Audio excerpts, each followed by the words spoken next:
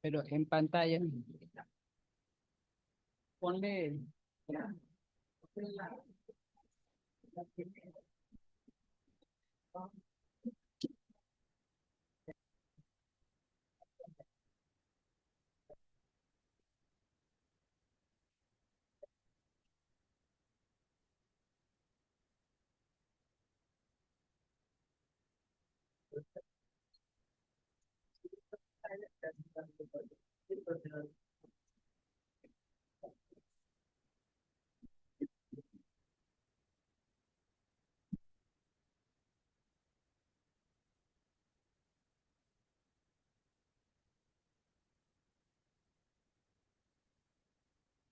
Esto como no está trabajando.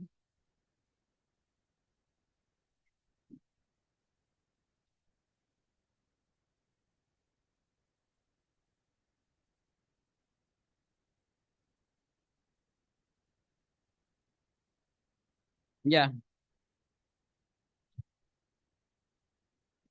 Muy buenos días, buenas tardes ya.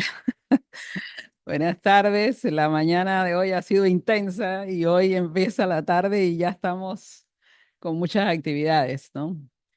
Nos complace mucho tenerlos acá en este momento para compartir experiencias y conocimientos en un tema que está enmarcado dentro de un proyecto que se denomina fortalecimiento.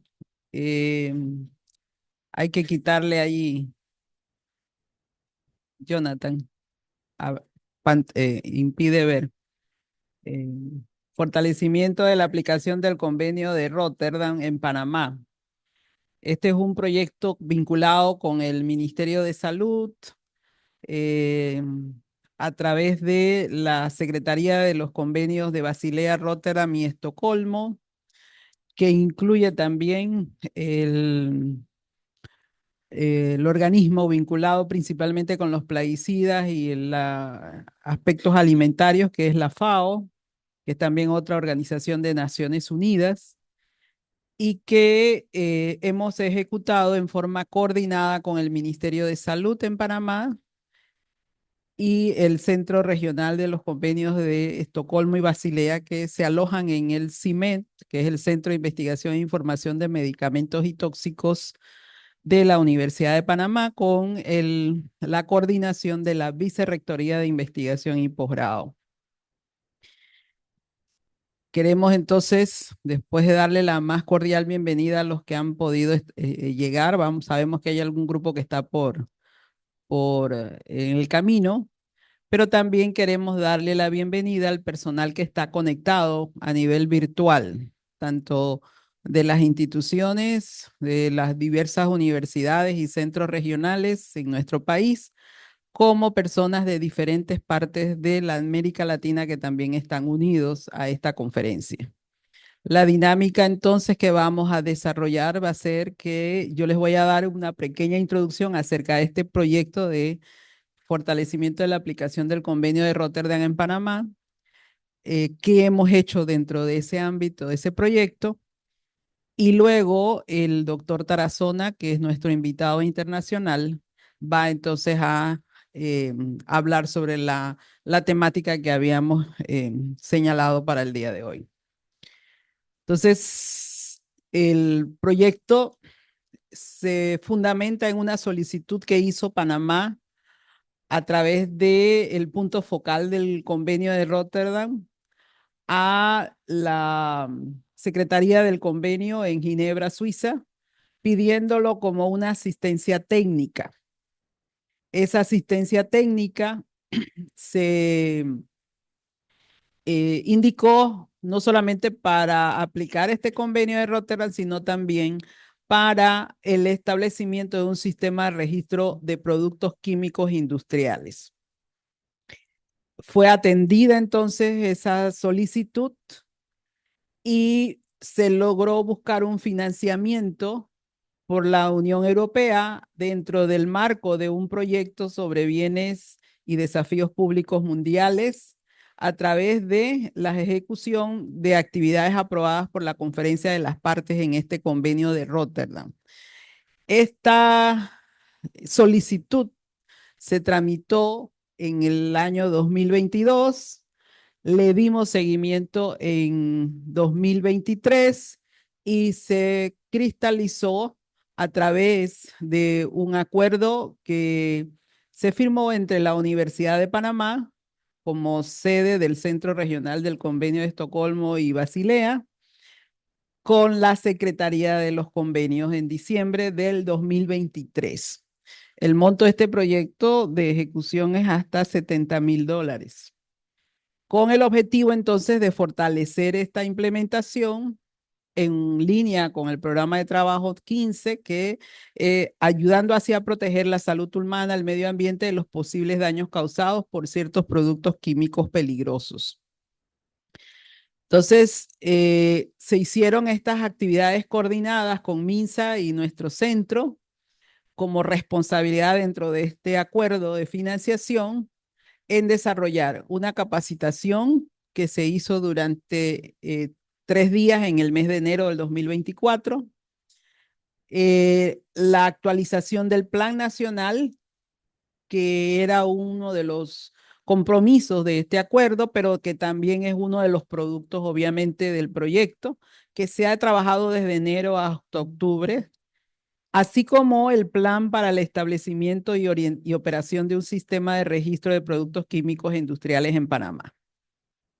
Estos dos productos han sido acompañados por el experto internacional, el doctor José Vicente Tarazona, y que presencialmente ha estado para estas dos consultas nacionales, en donde justamente son los mismos temas que habíamos planteado, ¿verdad? El Plan de Acción Nacional actualizado y el Sistema de Registro de Productos Químicos Industriales, que también son dos actividades, una desarrollada en julio y otra en este momento que la estamos desarrollando.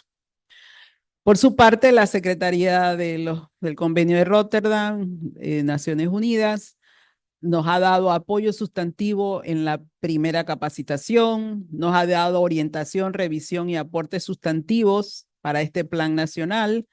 También nos ha orientado, ha revisado y ha aportado también sustantivamente para el plan del sistema de registro de químicos industriales en Panamá. Y por supuesto, nos ha acompañado también en las dos consultas nacionales que hemos realizado.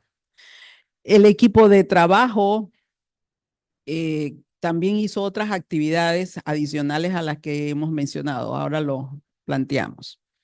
Así que nuestro proyecto está terminando este año en noviembre de 2024 y comenzamos justamente, como decíamos, en enero. Entonces, nuestros productos para entregarle a los donantes y a la Secretaría es un informe de la capacitación de 3 días que ya se está culminado, el Plan Nacional actualizado, que eso ya está ahora mismo en una versión de edición, ya que se ha culminado esa fase. También el plan para el establecimiento del sistema de registro se ha diseñado a través de un instrumento legal que permitirá su desarrollo e implementación en Panamá, de forma que se pueda contar con los recursos necesarios para el mismo y, por supuesto, un informe de cada una de estas consultas nacionales realizadas.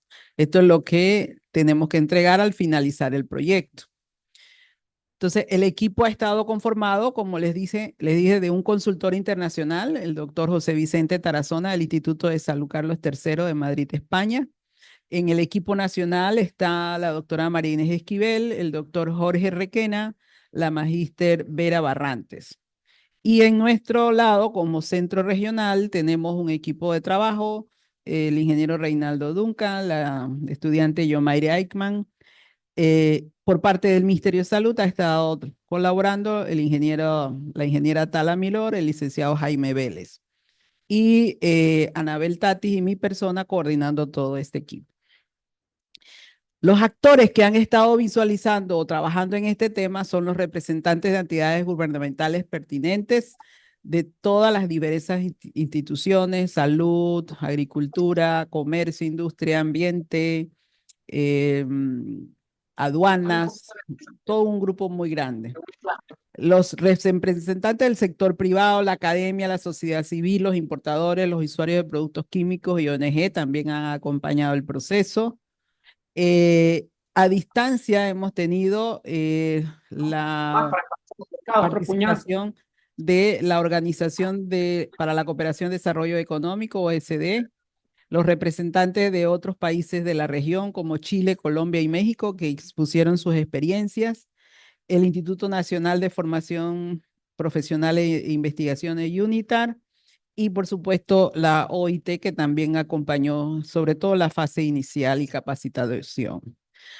Hemos tenido entonces todo este grupo de actores en el acto inaugural, durante el trabajo del primer taller en enero. Las mesas de trabajo que se han dado han estado muy nutridas y muy interactivas. El proceso ha sido bien eficiente en esta actividad. Mucha participación, esto fue en julio también, muy activo todos, los diversos grupos de trabajo se reunieron e incluso decían que hasta hacían sesiones extraordinarias, algunas virtuales, otras presenciales, para poder hacer la entrega de sus productos. En el día de ayer tuvimos entonces una actividad ya de revisión final en el que tuvimos entonces ese intercambio para validar todos los procesos que se han dado desde enero hasta la fecha. Aquí vemos los grupos de trabajo y participativos de enero, julio y en el día de ayer. Entonces, hoy tenemos entonces la oportunidad de validar aspectos que conceptualmente como país tenemos que internalizar a nivel de las diversas eh, responsabilidades técnicas, profesionales, académicas, de formación, para que el plan nacional pueda ser implementado adecuadamente desde todo ámbito de actuación, como lo dijimos acá, y también para que podamos acompañar adecuadamente el proceso para que el sistema de registro de productos químicos industriales también rindan sus efectos específicos, para lo cual es necesario que todos tengamos no solo el conocimiento, la información, sino también el rol que cada uno desempeña en este proceso. Para eso entonces tenemos la conferencia que el doctor Tarazona nos va a brindar en la tarde de hoy y que se titula Análisis de riesgo de productos químicos y plaguicidas desde una perspectiva en salud pública. Entonces, esta información complementa los procesos ya para un grupo de actores que están en el día a día, en el ejercicio de sus actividades profesionales, en la toma de decisiones e incluso a nivel personal, porque somos usuarios, estamos expuestos, tomamos decisiones personales y algunas de implicación nacional, de acuerdo al puesto en que estamos ejerciendo, y por tanto, tener ese conocimiento de análisis de riesgo de estos productos nos va a empoderar a desarrollar las cosas desde el ámbito de protección de la salud humana y del ambiente. Así que agradecemos muchísimo al doctor Tarazona por estar con nosotros y por habernos acompañado a lo largo de este proceso, y que no es que hoy cerramos, sino que más bien hacemos pues un proceso divulgativo en el día de hoy, pero con conocimiento e información. Así que muchas gracias por habernos atendido esta breve introducción e igualmente por acompañarnos a lo largo del proceso. Entonces le damos ahora el espacio al doctor Tarazona.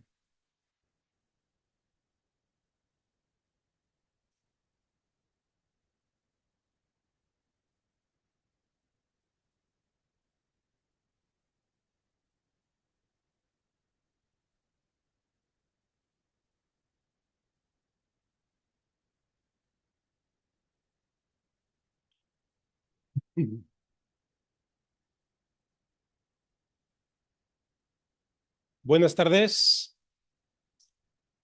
Lo primero es agradecer a la profesora Hildaura y a todo el equipo que está gestionando este proyecto, el trato que y cómo me ha recibido y la oportunidad de estar aquí presentando una visión sobre lo que sería el análisis de riesgo, compaginando el tema de plaguicidas y sustancias químicas industriales.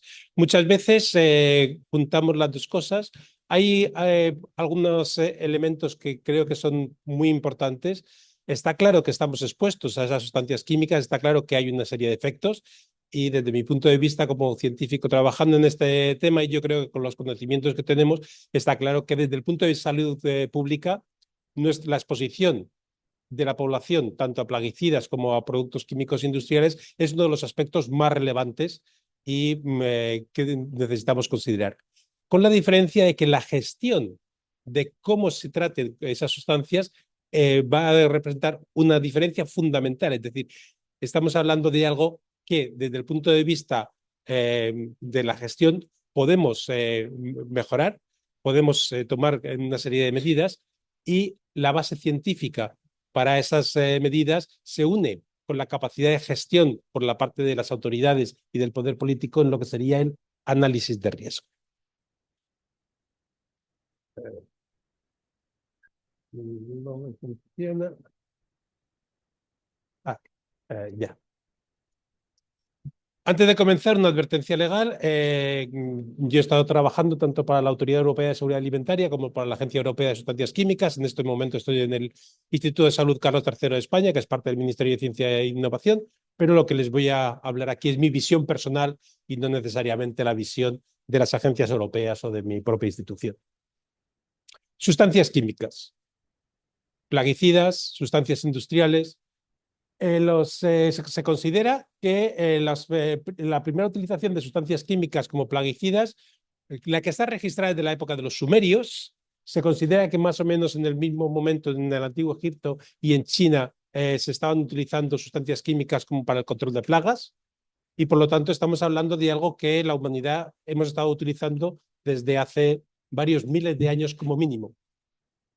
Probablemente en la utilización de otras sustancias industriales, no para el control de plagas, lo que ahora entraríamos dentro de los productos químicos generales de consumo, como metales, colorantes, pigmentos, jabones, es probablemente tan antigua como el hombre. Por lo tanto, estamos hablando de una evolución histórica en las cuales tenemos una serie de sustancias que, en este caso, eran sustancias naturales que se extraían tanto de los minerales como de extractos de plantas para tener una función. Por lo tanto, la capacidad de utilizar esas sustancias y, como consecuencia, los peligros de esas sustancias estaban desde el primer momento. Cuando entramos ya en el marco más científico, en el siglo XVI, es Paracelso el que se considera el padre de la toxicología y es el primero que establece que esa diferencia entre las sustancias que eran venenos y las sustancias que no lo eran no es cierta. Lo que llega Paracelso a decir en esa frase en latín, dosis solo facit venum, es que cualquier sustancia puede ser tóxica, cualquier sustancia puede representar un veneno, todo depende de la dosis a la que estemos expuestos. Posteriormente, ya en el siglo XIX, otro toxicólogo, Orfila, en este caso español, es el primero que empieza con la toxicología experimental y empieza a analizar de forma sistemática, lo que con conocimiento y base científica, cuál es esa toxicidad de las sustancias químicas que hace que produzcan efectos sobre la salud de las personas. Pero es en el siglo XX donde tenemos la revolución. Y la revolución en este caso viene por parte de la química de síntesis, hace que ya no dependamos de extraer sustancias de la naturaleza, sino que seamos capaces de sintetizar sustancias que no existían antes. Y tenemos capacidad de sintetizar esas nuevas sustancias que se sintetizan con un objetivo específico para utilizarla como medicamentos, cosméticos, en diferentes productos de consumo industrial, como plaguicidas, etcétera, pero la síntesis de esa sustancia y sobre todo el uso de esas sustancias supone que al final estamos expuestos también. Como consecuencia de esa revolución industrial, empieza a haber una preocupación mayor por las sustancias químicas en general y se empiezan a buscar también grupos diferentes. Por supuesto, tenemos un gran grupo de sustancias y productos industriales que se utilizan en el ámbito fundamentalmente ocupacional. Tenemos el segundo grupo de los que vamos a hablar en esta tarde, que serían los plaguicidas, donde lógicamente tenemos la exposición ocupacional del agricultor que hace la aplicación, pero también la exposición de toda la población como consecuencia de los residuos en los alimentos, medicamentos, aditivos alimentarios, cuando empiezan a aparecer toda la tecnología de la industria alimentaria, buscar sustancias que no tienen valor nutritivo, sino lo que tiene es un valor tecnológico para dar determinada forma, color, estructura a los alimentos. Dentro de este campo, cuando empieza todo ese desarrollo, estamos a mediados del siglo XX, hay un aspecto fundamental. Necesitamos buscar una herramienta para gestionar esos riesgos. Y a partir de mediados del siglo XX se desarrolla lo que conocemos como análisis de riesgo. Y hablo de análisis de riesgo y en general hablaremos del ciclo del análisis de riesgo porque en realidad son tres componentes unidos. Por un lado tenemos la gestión de los riesgos y muchas veces es gestión de riesgos o de peligros, luego veremos la diferencia, la evaluación de riesgos y peligros y la comunicación de riesgos y peligros. La gestión sería la toma de decisiones en la que corresponde a las autoridades y a los poderes públicos. La evaluación de riesgo es la fase científica, en la que nos corresponde a los investigadores y a la academia el desarrollar las metodologías que permita hacer esa evaluación. Y la comunicación es el elemento fundamental para que esas medidas de gestión sean aplicables. Y fundamentalmente en el caso de las sustancias químicas, sean plaguicidas o sean productos industriales, es la comunicación a las personas que van a estar expuestas o que vamos a estar expuestas, porque al final todos vamos a estar expuestos. Dentro de ese análisis de ciclo de riesgos, lo que se desarrolla es esa base científica, que es esa evaluación. Ver cómo utilizamos la ciencia para hacer algo que es útil desde el punto de vista de la protección de la salud de las personas. Creo que hay pocas cosas en el mundo científico que puedan ser tan agradables como poder contribuir precisamente a mejorar la salud de todos nosotros. Esa evaluación de riesgos se plantea dentro de este paradigma, formulación del problema. Esa formulación del problema es donde tenemos que definir cuál es la medida de gestión, qué es lo que el gestor tiene que decidir. Tiene que decidir si autoriza o no autoriza un producto, tiene que decidir cuáles son las condiciones para que un agricultor pueda utilizar un plaguicida, tiene que decidir si toma una medida de protección o hace un estudio de población o de niveles que pueda haber en alimentos, etc. Entonces, esas medidas de gestión se apoyan sobre una base científica que lleva dos pilares: la identificación de los peligros y la caracterización de la peligrosidad, por un lado, y los niveles de exposición a los que la población va a estar expuesta, por otro. Cuando juntamos esos dos pilares, nos encontramos con la caracterización de riesgo. Y este primer pilar se va fortaleciendo y fortaleciendo, y si ahora mismo imprimiéramos solo los documentos guía de la Unión Europea que dicen cómo hacer la evaluación de riesgo de sustancias químicas, pues probablemente tendríamos que salirnos de la habitación, dada la cantidad de información científica que se ha generado sobre cómo hacer las evaluaciones de riesgo de estas sustancias. Hablamos de evaluación de peligros y hablamos de evaluación de riesgos, y muchas veces esos dos términos se confunden, pero desde el punto de vista científico y desde el punto de vista sobre todo de la gestión es fundamental. Podemos hacer gestión basada en peligrosidad de la sustancia o podemos hacer una gestión basada en el riesgo que tiene la utilización de esas sustancias. Y ese matiz es muy importante. Vamos a definir la peligrosidad como la capacidad intrínseca de la sustancia para producir daño. Y por lo tanto estaremos hablando de qué tipo de efectos puede producir esa sustancia y cuál es su potencia, es decir, a qué niveles produce ese tipo de efectos. Y vamos a definir riesgo como la probabilidad y magnitud del tipo de efectos que se pueden originar. Pero la sustancia sola no origina los efectos. Es la combinación de la sustancia a determinados niveles de exposición. Y por lo tanto, esos niveles de exposición van a depender de las condiciones de uso. Y por lo tanto, si nosotros aplicamos metodologías de evaluación de riesgo, lo que llegamos es a poder informar de cuáles son las condiciones para que el uso de esa sustancia se considere un uso suficientemente seguro.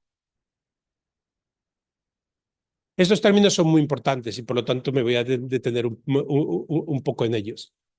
Cuando hablamos de peligro, estaríamos hablando de la capacidad intrínseca de la sustancia. Por lo tanto, tiene que ser algo que podemos asociar a el agente que origina el peligro, en este caso la sustancia química, o en nuestros ejemplos estos animales. Pero es muy importante especificar es un peligro para quién y además qué tipo de peligro. Cuando nosotros vemos esta imagen, lo primero que decimos, bueno, la peligrosidad, evidentemente, el martín pescador es un pajarito muy bonito, que no representa ningún peligro, salvo que se acerque mucho y me pueda picar en un ojo, pero es muy poco probable, por lo tanto, lo que me preocuparía sería la serpiente, si es venenosa, o el tigre. Y además me preocupa por dos cosas diferentes. La serpiente me preocupa porque me puede inyectar veneno, y por lo tanto la medida de gestión en caso de que me lo inyecte es distinta, y el tigre me preocupa porque se me puede comer. Pero vamos a cambiarnos de situación. Vamos a imaginarnos que no somos un ser humano, sino que somos un pez pequeñito en un río. El tigre no me importaría absolutamente nada. No representa ningún tipo de peligrosidad si soy un pez. El martín pescador es muchísimo más peligroso y la serpiente depende de qué tipo de serpiente. Por lo tanto, aunque la peligrosidad es intrínseca, y podemos asignar a esa sustancia química cuál es su peligrosidad, tenemos que definir peligrosidad para quién y qué tipo de efectos. En el caso de las sustancias químicas, por ejemplo, el más típico podría ser uno de los más típicos. Tenemos toxicidad aguda, y una sustancia puede tener mucha toxicidad aguda, o carcinogenicidad. Y una sustancia puede tener muy poca toxicidad aguda y ser, sin embargo, un inductor de tumores. Y por lo tanto tenemos que valorar cuál es la peligrosidad que tenemos en esa sustancia. Pero volvamos otra vez al nivel de riesgo. ¿Por qué la peligrosidad y el riesgo son diferentes? ¿Por qué la peligrosidad es intrínseca de la sustancia y el riesgo depende de la acción? El riesgo lo vamos a definir como la probabilidad de magnitud de efectos y depende de las condiciones de uso. Va asociado a una actividad. Yo no puedo decidir cuál es el peligro del cadmio, de un pesticida como el clorpirifos o de un pesticida como el glifosato. Puedo decidir cuál es su peligrosidad, pero no su riesgo. Su riesgo dependerá de para qué se usen y cómo se usen. En función de cómo se usen y bajo qué condiciones, estaré expuesto a determinados niveles y, por lo tanto, necesitamos definir el riesgo para cada actividad y en función del uso o de la situación o de los condicionantes. Si volvemos al ejemplo de los animales, la peligrosidad del tigre es la misma. Puede depender del día en función de cuánta hambre tenga, pero es una propiedad intrínseca del animal. Mi riesgo delante de ese tigre va a depender de que esté en mi casa tranquilamente viéndolo por la televisión en un documental, y entonces el tigre no representa ningún peligro porque no hay exposición, nunca me va a poder hacer ningún daño. El daño sería el equipo eléctrico como mucho, pero no el tigre como tal. A que esté en una selva en la India o en Pakistán, donde me puedo encontrar con un tigre, o que esté en el zoológico, donde sí que está el animal, la misma peligrosidad, pero hemos puesto unas medidas para mitigar esa peligrosidad y, por lo tanto, el riesgo no es para nada equivalente si estoy viendo tranquilamente a un tigre en un zoológico o si estoy paseando o haciendo una excursión en una selva donde tengo tigres. Esas son las diferencias. Siendo la misma peligrosidad, los riesgos van a ser diferentes, lo que obliga a que la valoración de riesgos y, por lo tanto, la gestión de esos riesgos tenga que ser uso por uso o condición por condición. Cuando en la segunda mitad del siglo XX se empieza a valorar que hay que tomar medidas serias para la gestión de sustancias químicas, se hace un planteamiento diferenciado. En el caso de los plaguicidas, junto con aditivos alimentarios, fármacos y medicamentos, etcétera, se considera evidentemente esto es un problema de salud pública. Sobre todo en el caso de los plaguicidas, porque nos interesa mucho que se van a generar residuos en los alimentos. Y por lo tanto, desde el principio se plantea un sistema de que los plaguicidas son sustancias potencialmente peligrosas y con una toxicidad importante, y por lo tanto necesito ver que no supongan un efecto para la salud relevante. A nivel de salud pública. En el caso de las sustancias químicas industriales, el planteamiento es diferente. Se considera más un tema ocupacional, que es donde se asume que estamos hablando de hace varias décadas, cuando se asume que es la exposición fundamental va a estar en el ámbito ocupacional. Sí, los consumidores después podemos estar expuestos, pero siempre a niveles mucho más bajos, y se considera más un tema de seguridad en el trabajo, es decir, proteger a una persona, y hay que protegerla tanto de los riesgos de la sustancia tóxica como de los riesgos o peligros de que, por ejemplo, se le caiga encima el barril que está manejando. Por lo tanto, es un tema de proteger al trabajador de los diferentes temas. Y esa connotación hace que tradicionalmente hayamos tenido aproximaciones de gestión de peligros y riesgos muy diferentes en el campo de los plaguicidas y en el campo de los productos industriales. Para plaguicidas es un tema de salud pública, es un tema que afecta a toda la población y se considera que el registro de los productos previos a la comercialización es fundamental. Prácticamente todos los países, y por supuesto incluyendo Panamá, tienen un registro. No se puede utilizar un plaguicida que no esté registrado. Es un registro específico para los plaguicidas. Los productos industriales, el planteamiento fue distinto, es un tema ocupacional, se tiene que manejar en el mundo laboral y por lo tanto lo que se va es a gestionar la peligrosidad mediante un sistema de clasificación que sí que me permite priorizar aquellas sustancias químicas industriales que sean más relevantes. Y como consecuencia de esta división en la forma de plantear la gestión de sustancias químicas industriales y la gestión de productos plaguicidas, se empieza a generar una separación que dura durante mucho tiempo. Vamos a comenzar con los plaguicidas, porque son los que ya están prácticamente con sistema de registros en todo el mundo. Tenemos los plaguicidas, como les decía, el tema fundamental es la exposición, y además tenemos que tener en cuenta otra cuestión, que es la comercialización de esos productos. Supone intercambio comercial entre países y supone, por lo tanto, el que se necesita empezar a ver también acuerdos internacionales que se basan en esa gestión de los productos plaguicidas. Desde el punto de vista de la peligrosidad intrínseca, se asume que un plaguicida es peligroso.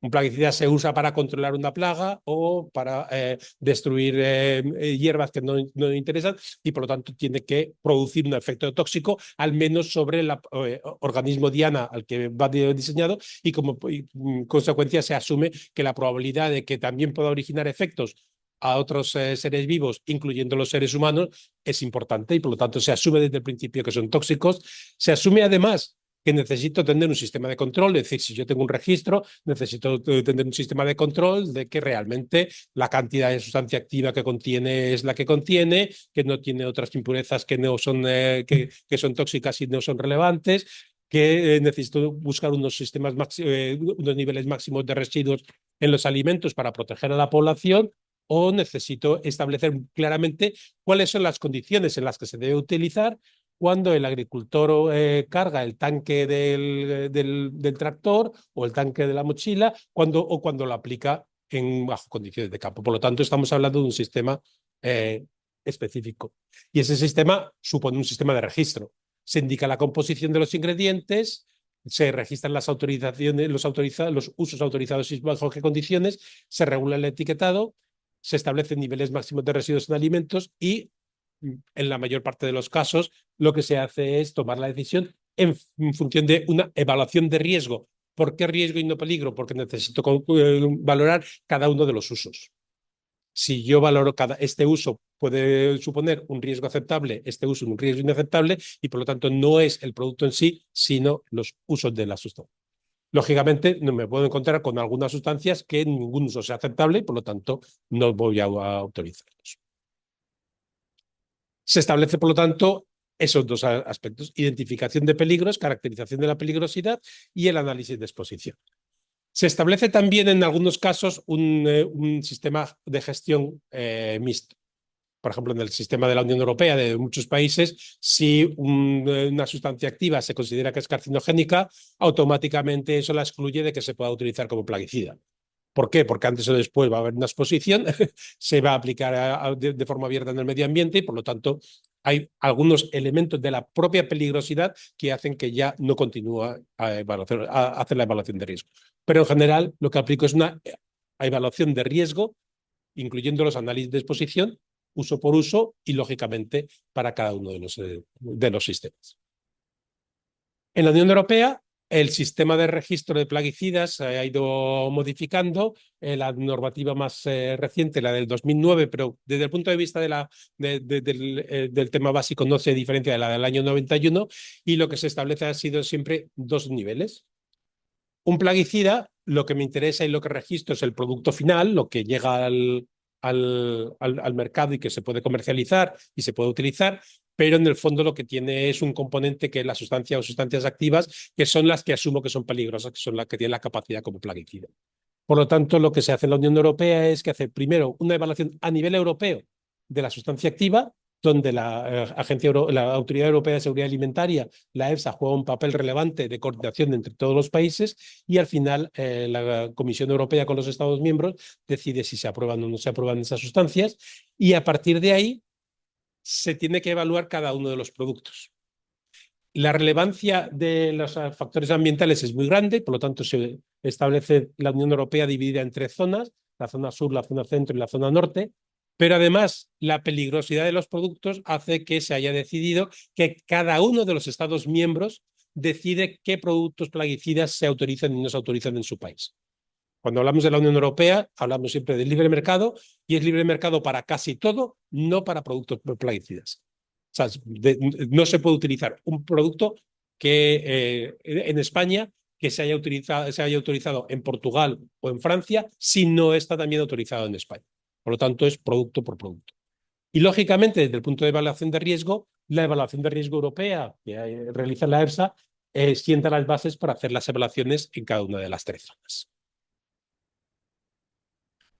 Es una evaluación de riesgo completa y, por lo tanto, lo que necesitamos es caracterizar la peligrosidad, y al final es una evaluación que lo que se establece dentro del proceso de peligrosidad es el nivel de aceptabilidad o niveles de referencia, cuáles son los niveles máximos a los que podemos estar expuestos, como por ejemplo la ingesta diaria máxima admisible, la dosis aguda de referencia, la exposición máxima que pueden tener los trabajadores por inhalación o por contacto dérmico. En función de ensayos de toxicidad, se tiene que desarrollar esa valoración y compararla con los niveles de exposición para cada uno de los usos. Niveles de exposición durante la aplicación y niveles de exposición, lógicamente, a través del alimento. Para ello necesitamos desarrollar esos escenarios de exposición.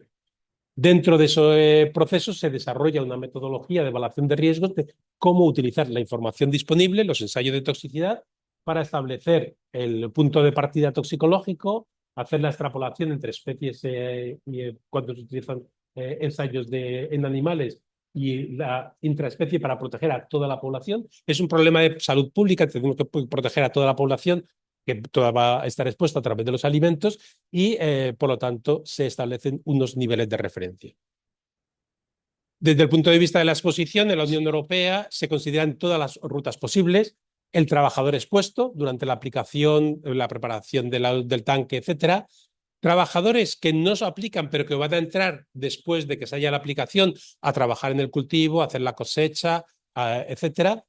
Personas que puedan estar viviendo cerca de la zona de la aplicación y que van a estar expuestos como consecuencia de la aplicación, la deriva de ese producto y la deposición cerca de sus casas o a través del aire, y, por supuesto, los alimentos. Y se considera la exposición dérmica a través de inhalación o a través de la ingestión de alimentos, la exposición oral, que es relevante para cada uno de esos grupos.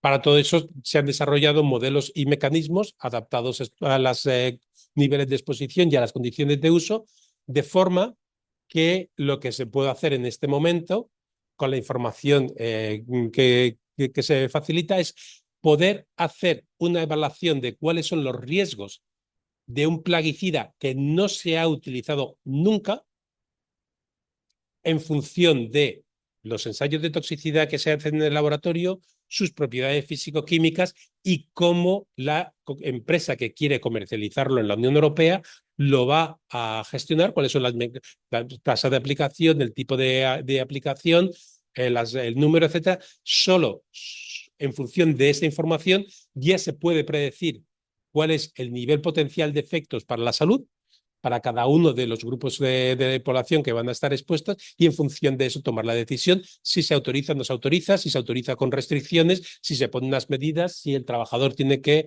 utilizar medidas de protección específica, si hay que dejar una distancia mayor, por ejemplo, a zonas habitadas o, por supuesto, cuáles son los niveles máximos a los que podemos estar expuestos a través del alimento. El modelo, lógicamente, es complejo porque tiene que cubrir esa variabilidad. Si nos centramos en la exposición a través del alimento, primero tenemos que valorar los niveles de residuos y para ello se exigen ensayos de campo en los cuales se hace la aplicación en función de las condiciones que propone la compañía que lo quiere fabricar y se hacen los ensayos tanto de residuos en vegetales como la posibilidad de que esos vegetales se utilicen en alimentación animal y cuáles serían los residuos en animales. Se considera después la dieta. Lógicamente, la exposición va a ser la combinación de los niveles que tengo en el alimento junto con la dieta, la cantidad de alimento de cada tipo que consumo.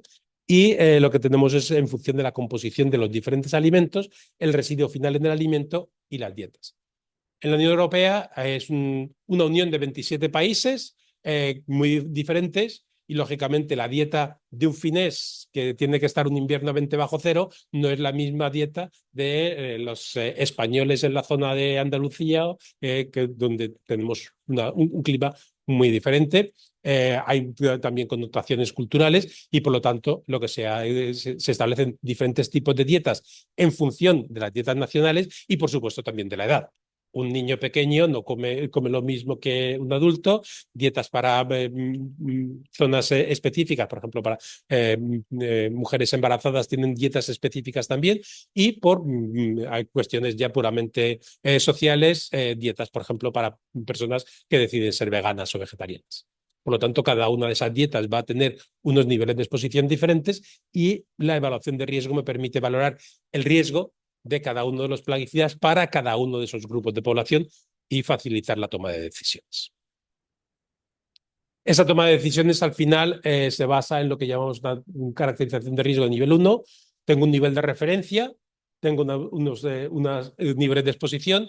Si la exposición está por debajo del nivel de referencia, tengo luz verde, el riesgo es aceptable. Si el de la exposición está por encima, lógicamente no se puede utilizar, no se debería autorizar ese uso o exigir una serie de condiciones de uso hasta que consiga que la exposición nunca llegue a alcanzar ese nivel máximo de referencia.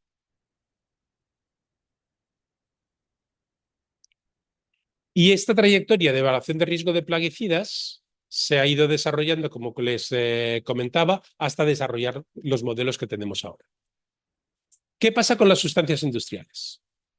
Como les comentaba, el planteamiento fue diferente. Y el planteamiento fue diferente primero por la visión. No era una visión más de seguridad en el trabajo, más que de salud pública de la población. Y además era una visión más de no tengo demasiada información, el mundo de las sustancias industriales era distinto y por lo tanto se centró en valorar cuál es la peligrosidad de la sustancia y pasar esa información a través de la cadena de suministro. Y como consecuencia de ello, dentro de ese análisis de riesgo, se consideró también que, a diferencia de lo que es el mundo de los plaguicidas, el mundo industrial tiene muchas más sustancias y se manejan de otra manera. Si yo tengo un plaguicida, el plaguicida tiene una composición fija. Y si quiero cambiar uno de los, y es el que está registrado y es el que puedo utilizar.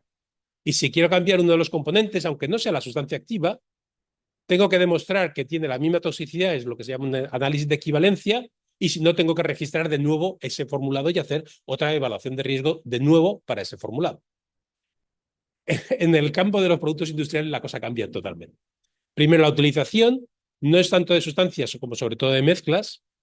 Lo que son los fabricantes de sustancias generan la sustancia, pero después lo que se utiliza fundamentalmente en el comercio, en la gran mayoría, son diferentes mezclas y son mezclas comerciales donde la innovación ahí es muy grande.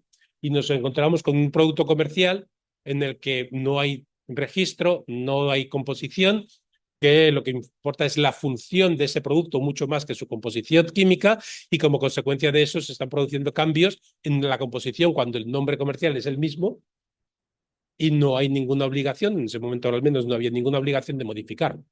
Es decir, yo lo que tengo es una situación muy diferente y mucho más compleja. Tengo además esas sustancias tanto a nivel industrial como después en comercialización, en las cuales muchas veces lo que tengo es, no sé lo que tengo. Inicialmente no se consideró la necesidad o incluso la posibilidad de hacer registro de esas mezclas de sustancias o de esos productos químicos que se comercializan. Lo que se planteó fue la segunda alternativa a la gestión, gestión mediante peligros.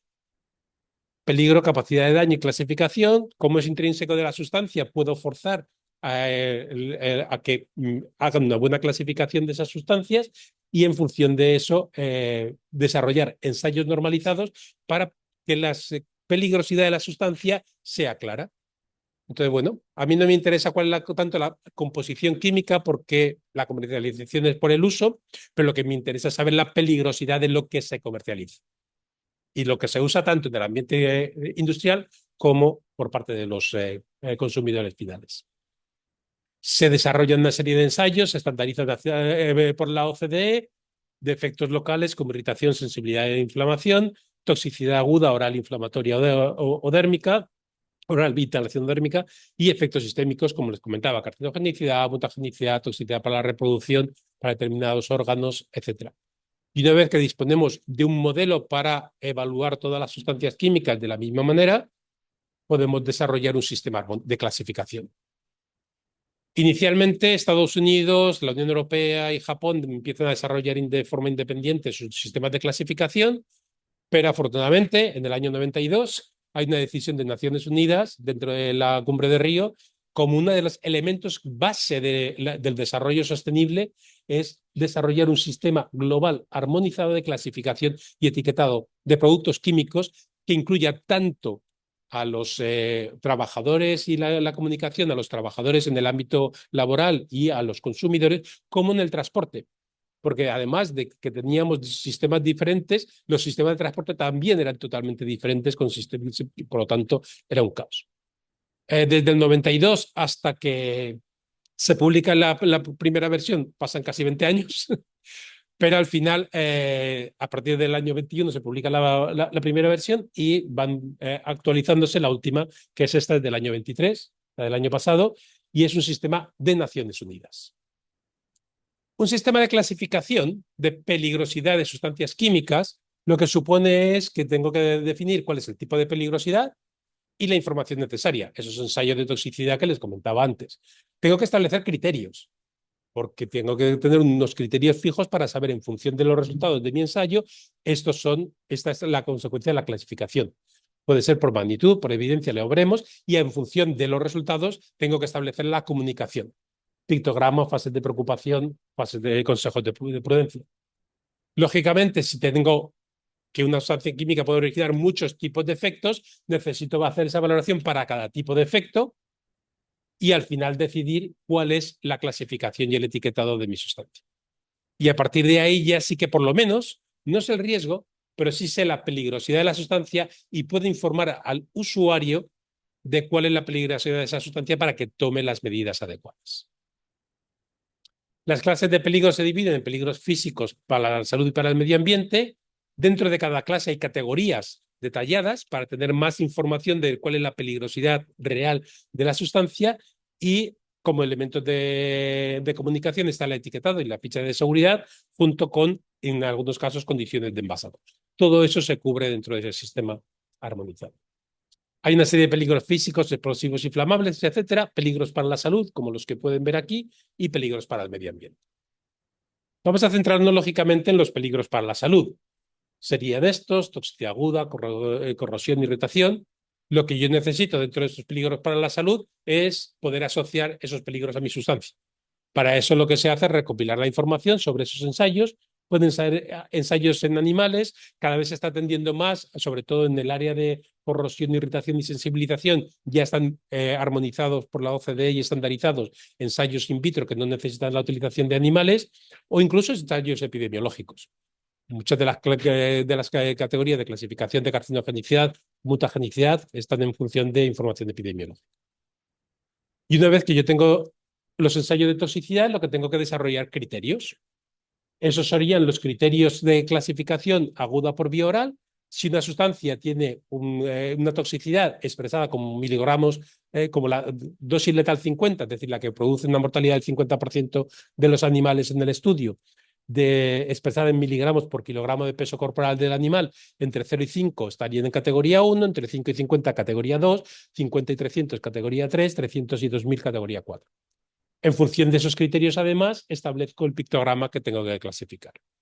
No voy a entrar en detalles, pero tanto las categorías como la aplicación de pictogramas tienen una base científica detrás. Por ejemplo, se considera que si nos fijamos, estamos hablando de miligramos por peso corporal y día, vamos a asumir una persona de 60, 70, 80 kilos de peso medio, 5 miligramos multiplicados por 80, estaríamos hablando de unos 400 miligramos de la sustancia, es decir, menos de medio gramo, puede matar a una persona. Y menos de medio gramo una sustancia química no lo vemos. O sea, estamos hablando de una puntita. Entonces, en función de esos criterios de clasificación, se establecen para ver la protección de las personas y que ya indiquen, y por eso llegamos hasta los 200. A partir de los 400, 2000 miligramos multiplicamos por, estaríamos hablando,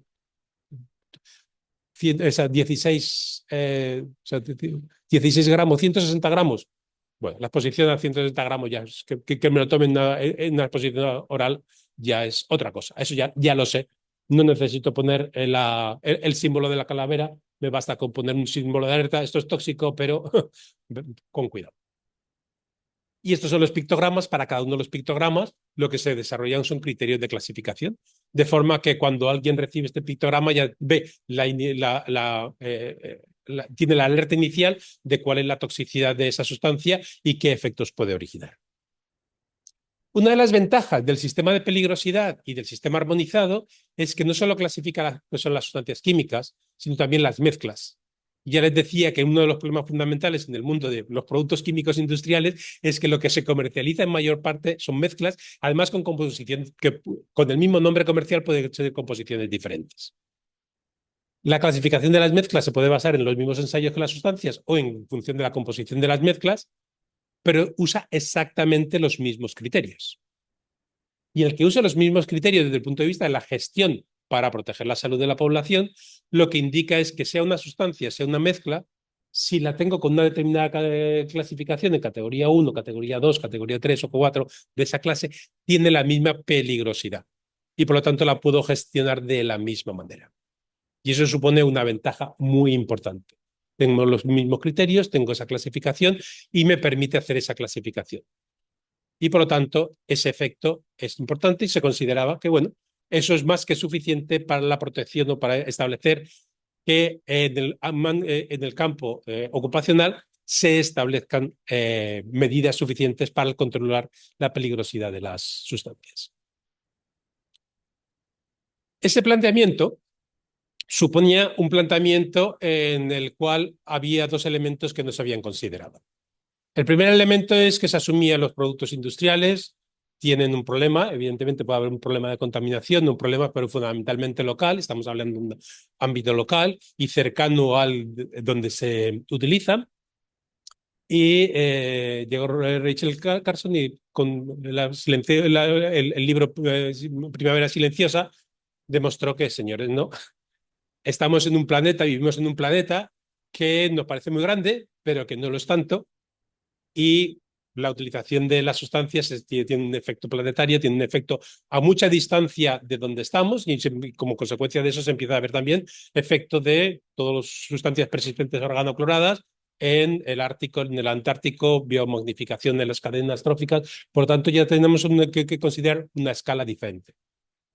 Les pondría un ejemplo para demostrar que el planeta no es tan grande como nos puede parecer inicialmente.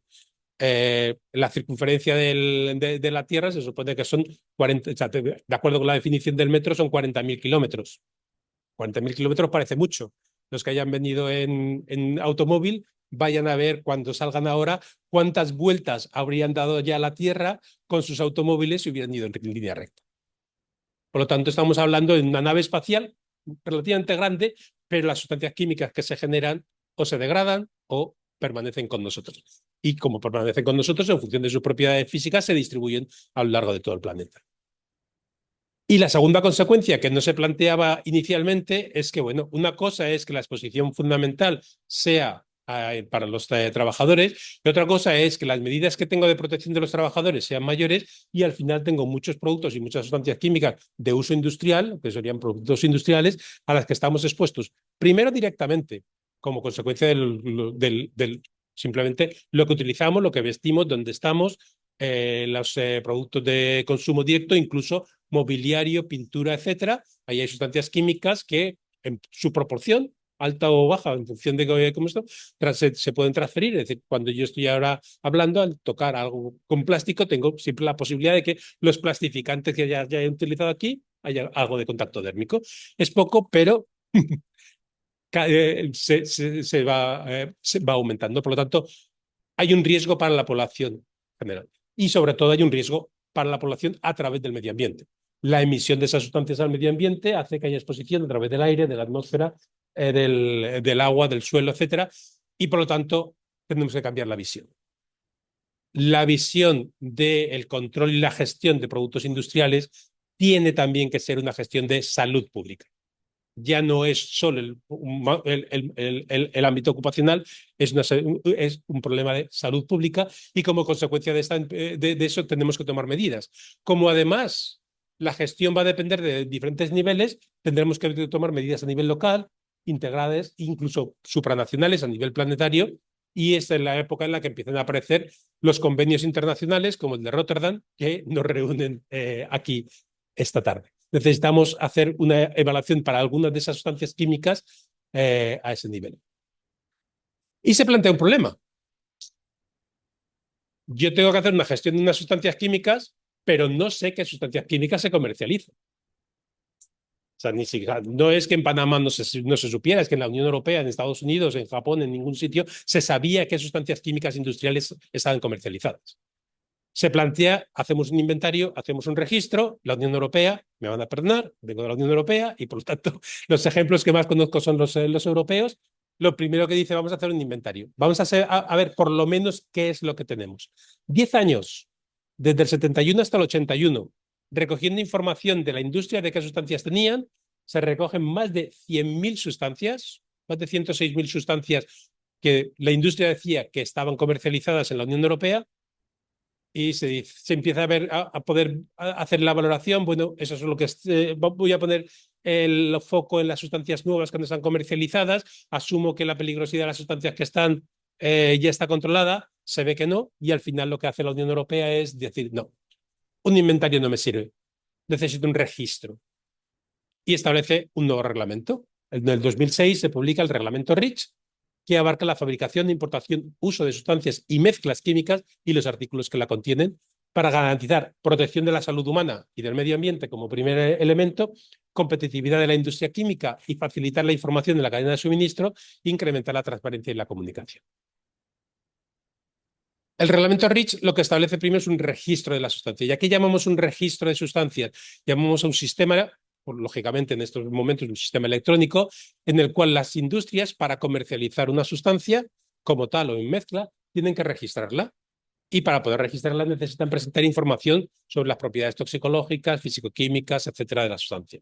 El reglamento define qué información en función de bandas de registro, establece, por supuesto, unas tasas para que el coste de la gestión sea por parte de la industria, que es la que obtiene el beneficio, y a partir de ahí pasa la pelota a las autoridades.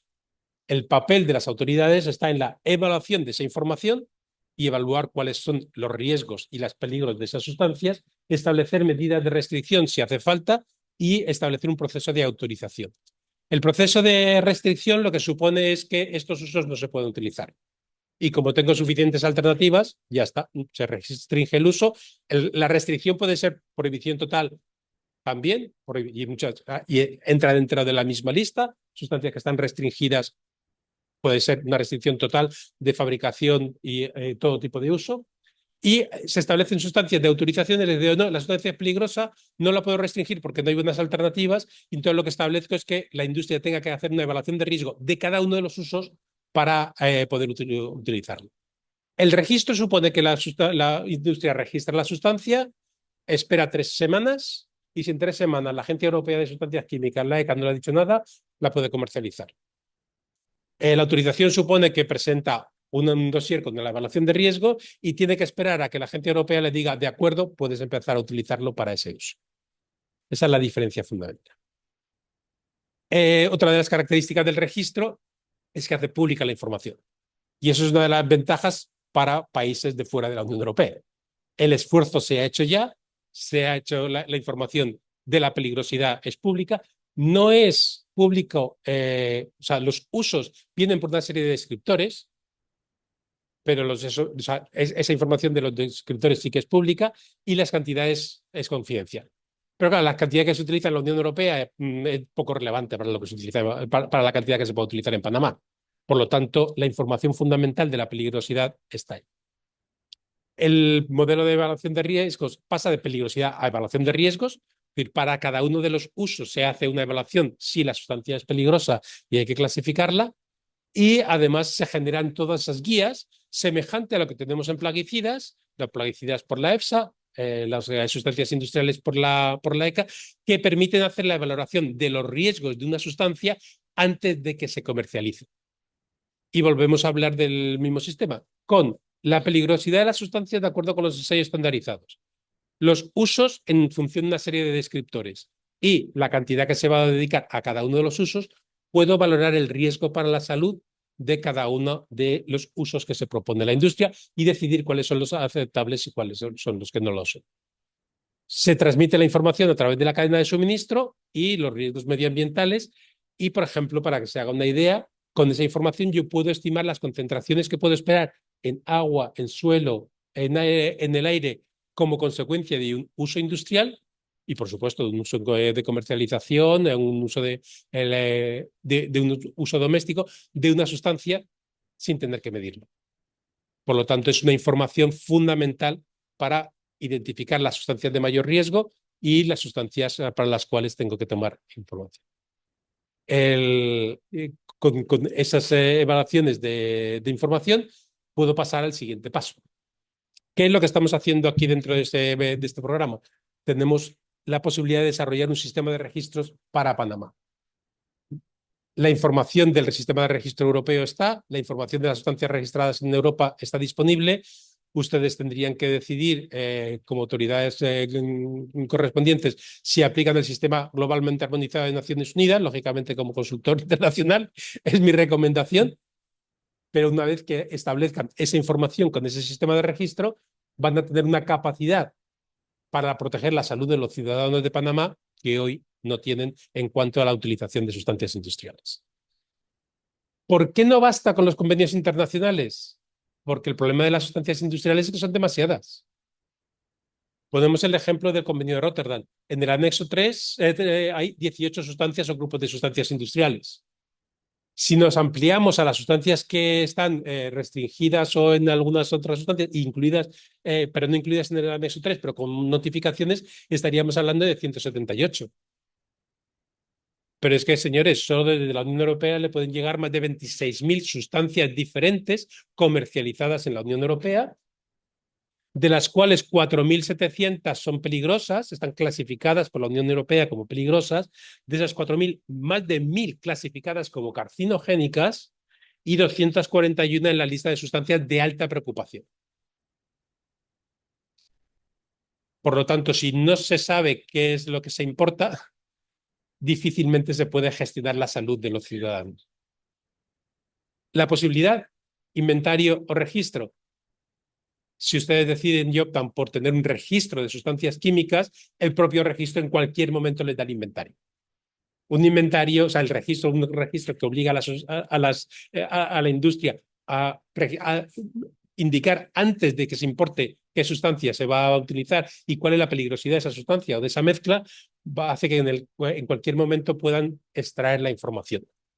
Y si incluyen como datos asociados la peligrosidad de las sustancias, el uso de la sustancia y la cantidad de la sustancia, tendrán la capacidad para adaptar los modelos europeos o los modelos de Estados Unidos o los modelos de Japón o los modelos que ustedes consideren más adecuados para hacer sus propias evaluaciones de riesgo relevantes para proteger la población de Panamá.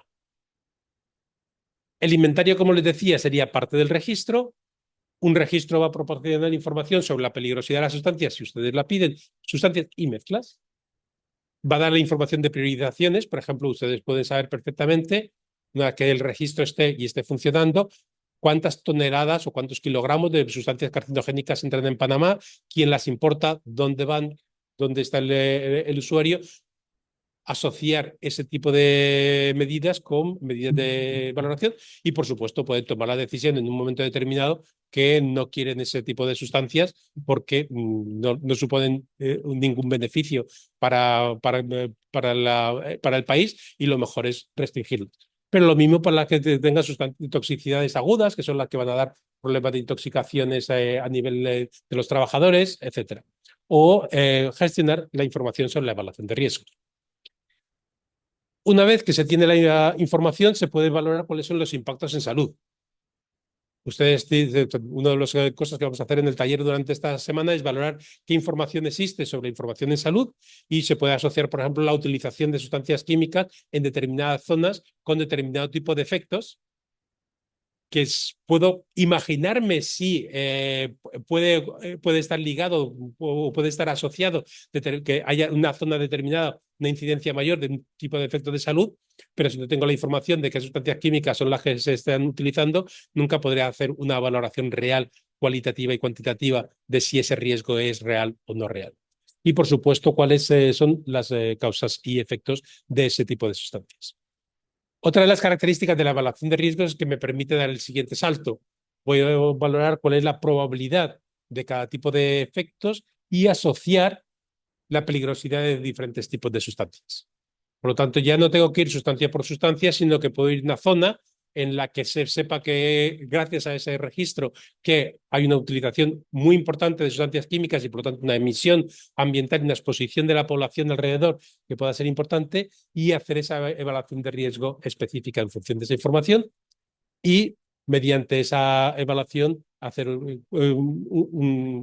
una estimación de cuál es el impacto real para la salud de la gestión de sustancias químicas, tal y como se hace no solo para los plaguicidas, sino también para las sustancias químicas industriales. Al final, lo que nos interesa y el mensaje final que les quería dar, si somos capaces de analizar y evaluar nuestras interacciones y actuaciones, no solo específicamente, sino también con nuestro entorno, podremos considerar los impactos sobre la salud ambiental, salud animal, salud vegetal, salud humana y hacer una evaluación conjunta tanto de la utilización de productos fitosanitarios como de productos industriales. Muchísimas gracias.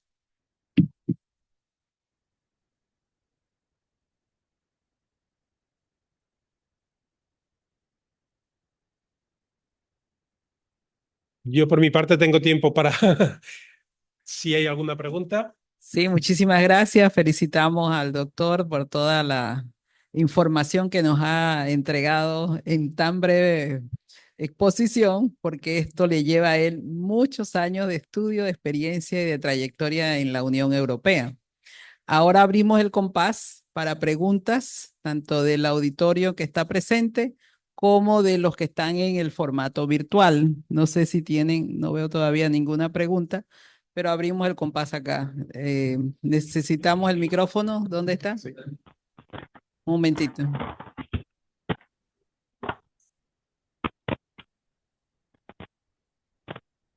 Buenas tardes, profesor Raúl Carranza, Está pendiente.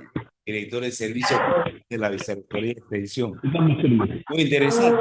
La verdad es que a evaluar riesgo y peligro de todas las actividades que hacemos en la noche, tomo un curso precisamente de 7 a 9 de la noche. Ya tenemos 6 semanas en eso. Y ahora, y vengo acá y complemento, pues usted nos habla exactamente de sustancias industriales. Para mí, me llamaron que estaban ahí esperando el peligro y el riesgo. Por ejemplo, yo soy biólogo. Usted propone que el peligro es de la misma característica intrínseca de la sustancia. Yo considero que está ahí el peligro de la sustancia, pero el mayor riesgo lo tienen los químicos. Acá también, obviamente el nivel de exposición ellos es mayor para los químicos. Yo agradezco haber cogido la profesión de biólogo y no la de químico, y he visto muchos químicos sufrir por el nivel de exposición que ellos tienen de tantas sustancias a las cuales se exponen. Y he visto muchos con problemas de salud por eso. Es sumamente interesante que obviamente en plaguicida, como usted lo dice, es más preciso la evaluación del riesgo y el peligro por el sistema que hay ya de evaluación por toda esta peligrosidad que hay en cuanto a concentración de miligramos por kilogramo y todo esto, ¿verdad? En humanos, pero en sustancias industriales, pues es como todavía falta mucho que hacer. Ojalá y nuestro país pues logre un sistema de registro, que es creo que es el propósito del proyecto en materia de sustancias industriales, ¿no? Pero gracias, doctor, por todo ese conocimiento. Si me ponen un trabajo que hacer al final de esto, lo voy a hacer casualmente con todo lo que usted me ha enseñado de acá de riesgo y peligro. Excelente, muchas gracias. ¿Otra pregunta por acá? Allá atrás hay una pregunta. El grupo que está virtual, no sé si quieren hacer preguntas por micrófono, que no veo que están formulando en el chat. Hola, buenas Adelante. tardes. Sí. Gracias por la información. Una consulta, ¿cuál fue la experiencia de la Unión Europea con la implementación del registro? Con la implementación del registro. Sí, ¿cuál fue la experiencia? La experiencia es muy positiva. O sea, se considera que el reglamento REACH, o sea, por supuesto, el registro de plaguicidas ha habido desde antes de que existiera la Unión Europea, cada país los tenía, pero el reglamento REACH ha supuesto un cambio fundamental en la capacidad de información que se tiene. Y todavía estamos lejos de ser capaces de utilizar toda la información que se ha recogido. Hay un comentario a la intervención anterior. Hace 15 años, nuestra capacidad para evaluar los riesgos de los plaguicidas frente a los productos industriales en la Unión Europea era totalmente diferente. Teníamos muy buena capacidad para los productos para los plaguicidas y bastante problemática para los industriales. En estos momentos no. O sea, en estos momentos tenemos la capacidad para evaluar los riesgos de los productos industriales de forma semejante a la que tenemos para los plaguicidas. Los plaguicidas son más complejos, los modelos son diferentes porque cubren los temas medioambientales, pero la capacidad de soporte de la toma de decisiones es fundamental. La respuesta inicial de la industria no fue inicialmente, bueno, pues, o sea, como siempre, cualquier cambio, cualquier innovación puede suponer problemas, pero yo que en ese momento estaba dando apoyo al centro de referencia REACH en España, me sorprendió que en reuniones específicas con la industria, la propia industria, los propios responsables de la industria, se decían entre nosotros, no, es que es fundamental. O sea, uno de los temas fundamentales era importar sustancias. Podía llegar, o sea, me acuerdo perfectamente una ocasión que esa se me clavó en la memoria. O sea, llegó en una sala solo con representantes de la industria. Uno de los asistentes me dijo, es imposible gestionar esa sustancia. Yo lo que me dedico es a importar sustancias químicas y mezclas y nunca, o sea, y no tengo la información de cuáles son la composición de las mezclas que estoy importando, por lo tanto nunca jamás podré cumplir los requisitos que usted me imponen. No le tuve que contestar. Se levantó todo el resto de la audiencia y le dijo, si no eres capaz de saber qué es lo que importas, por favor, no lo importes. Y a partir de ahí cambió la forma. Es decir, es una responsabilidad, evidentemente, supone unos gastos, evidentemente, hay que generar estudios y hay unos costes adicionales, evidentemente, pero está mejorando la capacidad de la industria de proteger a los trabajadores y de presentar otra visión muy diferente de cara a los ciudadanos europeos, con lo cual yo creo que todos los actores, incluyendo la industria química europea, ahora mismo con sus temas y sus elementos para resolver, pero la idea de tener un registro de todas las sustancias y no solo de sustancias nuevas, en lugar de un inventario, yo creo que eso ahora mismo prácticamente la totalidad de los sectores en la Unión Europea lo están apoyando. Sí, quiero aprovechar su presencia para obtener la experiencia viva voz, ¿verdad? Y yo quería saber, después de toda esta investigación que se ha hecho y las que sé que van a venir, ¿qué experiencia ustedes tienen, la Unión Europea, en cuanto a la fase de comunicación? Si bien esto está estableciendo cómo minimizar el riesgo, lo que usted acaba de expresar, pero esa comunicación, no solamente a la clase trabajadora, a la población entera, ¿cómo lo han hecho o cómo lo están haciendo? El tema de la comunicación ha sido uno de los elementos fundamentales. Yo no soy un experto en el tema de comunicación, pero bueno, sí que he estado involucrado en algunos aspectos. Por ejemplo, se define que, de acuerdo, o sea, una parte del sistema globalmente armonizado es que a los trabajadores es obligatorio informarles, darles no solo la etiqueta, sino la ficha de datos de seguridad. Una de las cosas que yo hago cuando entro en mi instituto a todos los colegas que están trabajando allí es, muchos de ellos con productos químicos, sobre todo a los que no trabajan en mi centro, que están más acostumbrados a eso, los de microbiología o lo que primero que digo, ¿y dónde está la ficha de datos de seguridad? Y hace unos años no lo sabían y ahora ya lo saben. Por lo tanto, la gente se va acostumbrando a que tiene esa información y lo puede utilizar. Para los consumidores es más complicado porque la única información está en la etiqueta y por lo tanto en los símbolos. Como anécdota, uno de los símbolos, el símbolo del medio ambiente, es complicado de entender. Cuando empezamos con las discusiones de ese símbolo, que lo que refleja es un árbol muerto, un pez fuera del agua, que se supone que está saltando fuera del agua, y el árbol seco, cuando veíamos mucho lo entendíamos perfectamente, hasta que nos llegaron los suecos y los noruegos y nos dijeron, oye, ¿por qué la pesca en el hielo la asociáis como un problema de comunicación, como un efecto ambiental? Porque ellos lo que veían era a alguien en invierno que había hecho un agujero en un mar congelado y estaba pescando. Hubo uno de los temas, por ejemplo, en los símbolos, no hay ningún símbolo que permita establecer un elemento de comunicación fundamental para todos los consumidores, para productos de consumo que llegan a todos los ciudadanos, que es que ese elemento no se puede tirar por el retrete.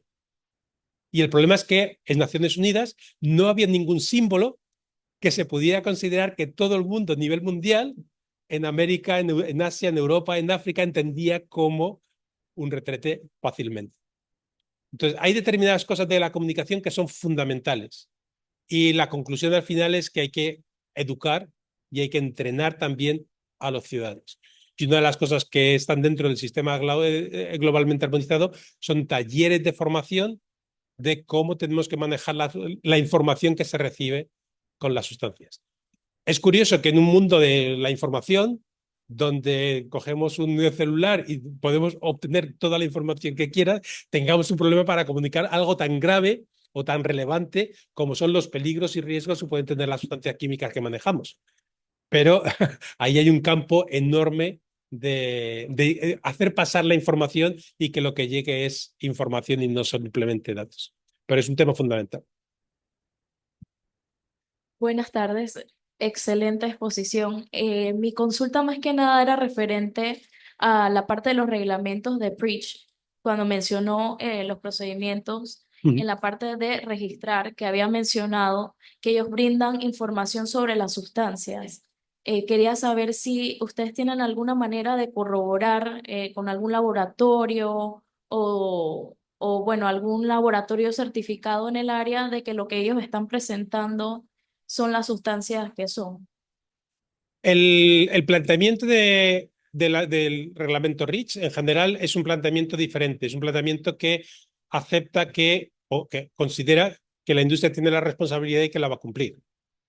Entonces, lo que se pide es que es la industria la que hace los ensayos o los contrata con laboratorios, se pide que los ensayos estén bajo buenas prácticas de laboratorio y por lo tanto el laboratorio que lo hace tiene la certificación de esa sustancia, se ha hecho el análisis, etcétera, pero y lo que existe es un sistema de verificación.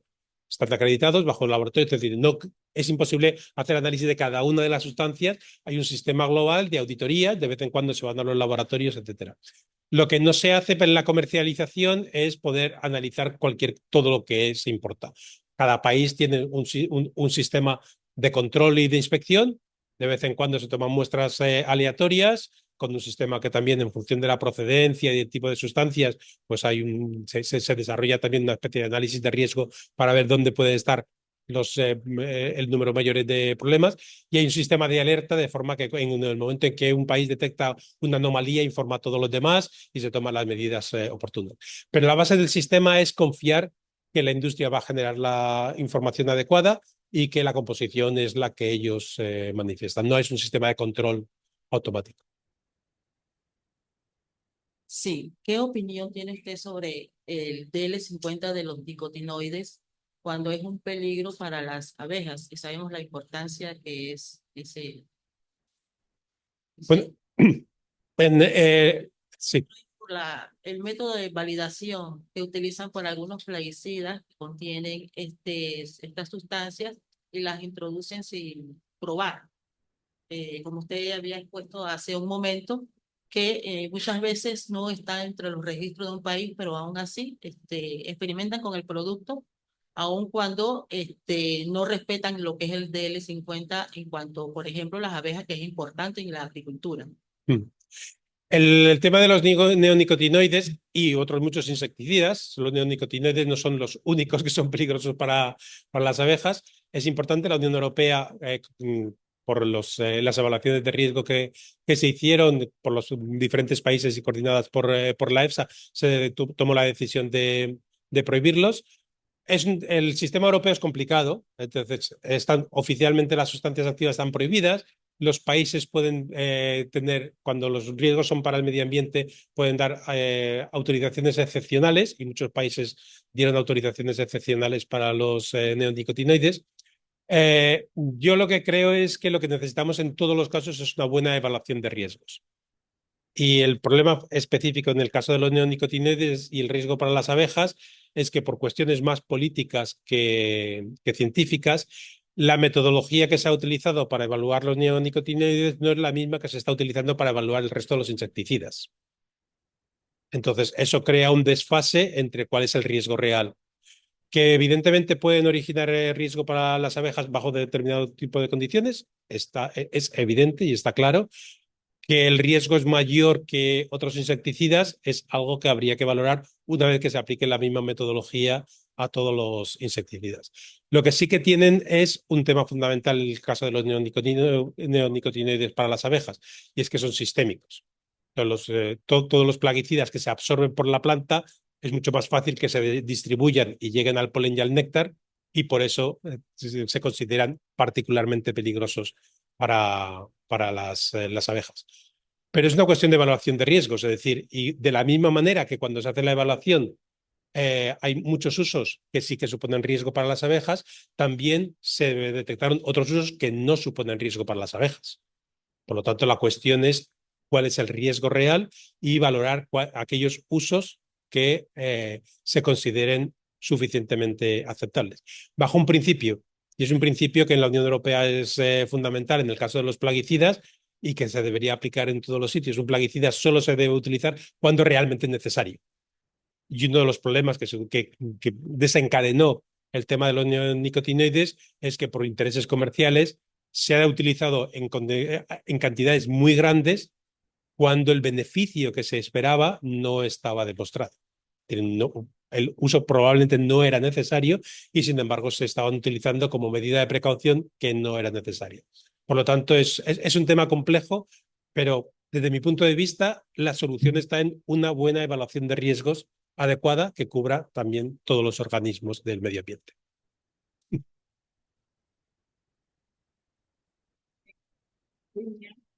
Algunas preguntas, ya se las formulo. Ah, em,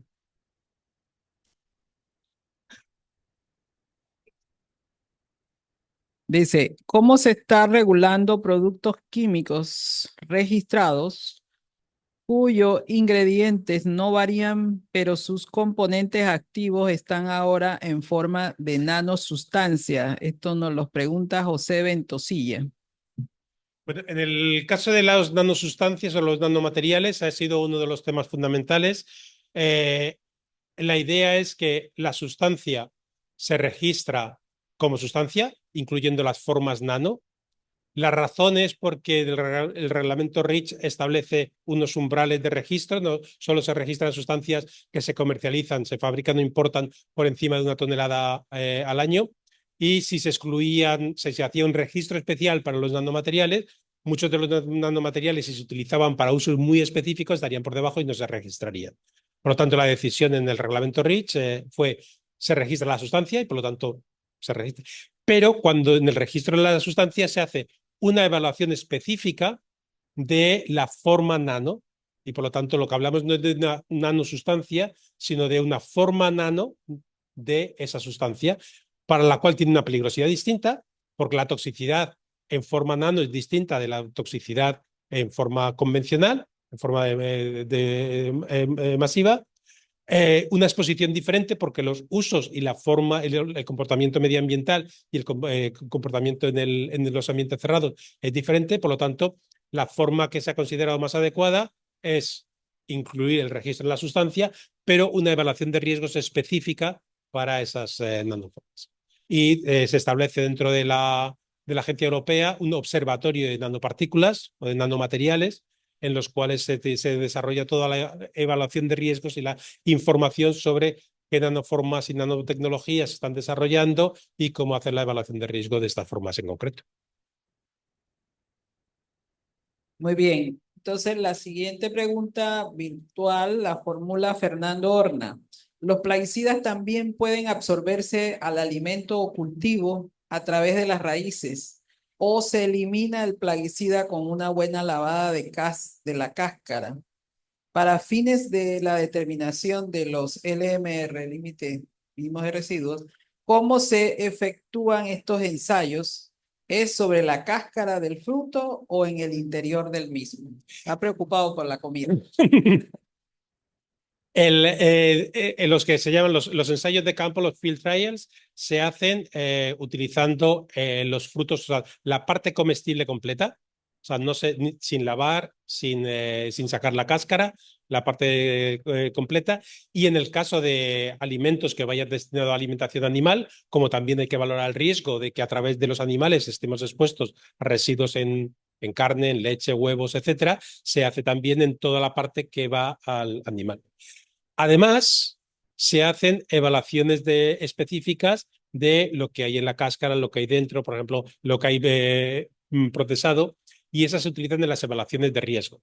La evaluación de riesgo se considera, por ejemplo, en el caso de las aceitunas y el aceite, o de las frutas, las naranjas o de los frutos, si el consumo se hace normalmente sin cáscara o con cáscara, y si es el consumo, qué parte de la dieta es el consumo de la fruta tal cual, y qué parte del consumo es el consumo ligado a productos preparados como zumos, aceite, etcétera. Y eso se separa para cada sustancia.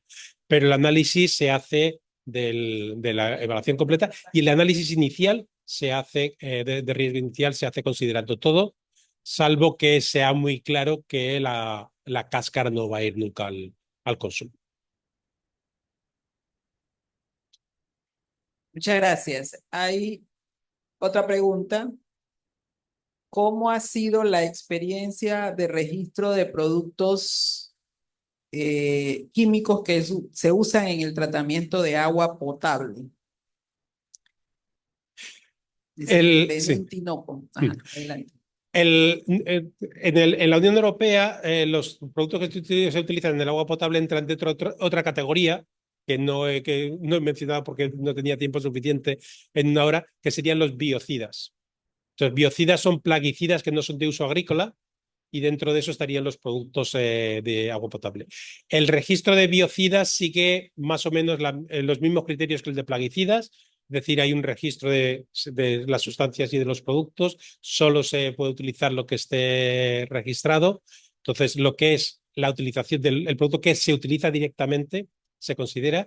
Y un tema muy importante en el caso de aguas potables y también en otros procesos industriales, en la evaluación de riesgo también se considera la posibilidad de que la sustancia reaccione durante el uso y cuál es el riesgo de las sustancias que se generan como consecuencia del producto de esa reacción que se considera.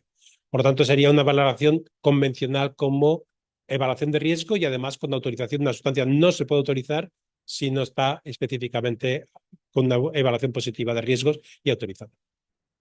Muy bien, excelente enfoque para algo que consumimos a diario, aunque a veces nos hace falta en Panamá, algunas comunidades que tienen problemas serios con el agua potable.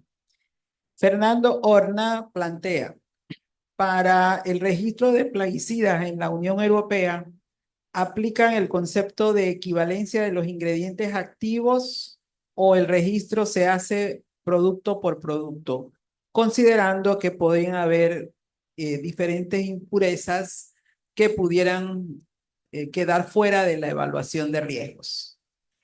El registro en la Unión Europea se hace, como les decía antes, la evaluación se hace a dos niveles. Primero se hace una evaluación de la sustancia activa.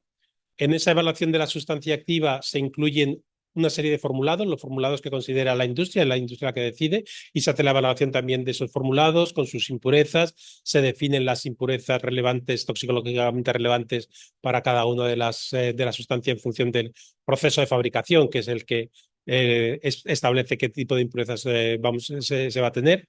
Y después cada uno de los países con esa información de la evaluación europea de la sustancia activa tiene que evaluar producto por producto. Se hace la evaluación producto por producto y además si la sustancia activa no es una sustancia activa que incluya dentro de las que se haya evaluado a nivel europeo, se tiene que hacer una evaluación nueva de esa sustancia activa por si tiene otro tipo de impurezas. Y además, aunque tenga la misma sustancia activa, hay que evaluar cada uno de los productos y además, y no solo cada producto, sino cada uso de los productos. Es una evaluación suficientemente compleja. En estas impurezas o otros aditivos ya entran dentro del proceso evaluativo, ¿verdad? O sea, no es que la sustancia se evalúa aisladamente como sustancia pura, sino como producto. ¿Es así? Hay una diferencia entre impurezas y Exacto. el resto de aditivos que en plaguicidas normalmente se llaman coformulantes. Coformulantes. La impureza se considera parte de la sustancia. Exacto. Y entonces cuando se evalúa el riesgo de la sustancia con sus impurezas. Y si tengo la misma sustancia con dos procesos de fabricación distintos y por lo tanto con dos tipos de impurezas diferentes, tengo que evaluar cada una independientemente. La forma de evaluarlas en los plaguicidas, normalmente la mayor parte de las impurezas que se consideran, que se evalúan impurezas sobre todo que no sean genotóxicas, eso es fundamental. Y el resto de las impurezas suelen tener menos toxicidad, pero bueno, es uno de los temas que se evalúan. Los coformulantes o el resto de sustancias que no reaccionan con las sustancias se consideran parte de la mezcla y la sustancia activa, o sea, la sustancia se evalúa a nivel europeo, mientras que todos los coformulantes se evalúan a nivel de países. Y además, los coformulantes se tienen que evaluar dentro del reglamento REACH. Exacto. Entonces, como no son sustancias activas pesticidas, ellos independientemente se evalúan dentro del reglamento REACH como sustancias de uso industrial y el formulado que se va a utilizar, que se va a comercializar, se evalúa de forma completa. Integrado. Integrado. Muy bien. El doctor Requena nos pregunta, ¿ha estado usted involucrado en evaluación de riesgo de los fosfuros o fofinas usados para el control de plagas en granos almacenados? ¿Qué alternativa de reemplazo conoce usted?